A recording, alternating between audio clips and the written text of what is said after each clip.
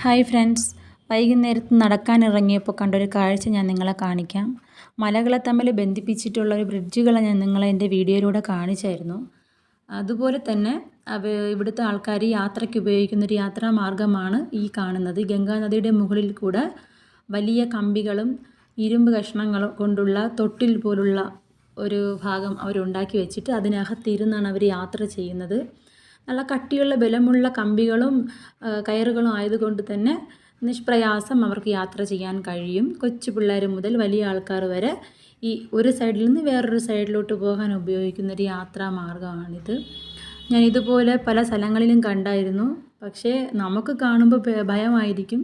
പക്ഷേ ഇവിടുത്തെ ആൾക്കാർ സർവ്വസാധാരണമായിട്ട് അവർ യാത്ര ചെയ്യുന്നു.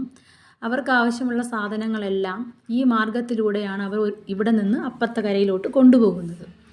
അപ്പോൾ എൻ്റെ ഈ വീഡിയോ എല്ലാവർക്കും ഇഷ്ടമായാൽ ഒന്ന് ലൈക്ക് ചെയ്ത് സബ്സ്ക്രൈബ് ചെയ്യണേ.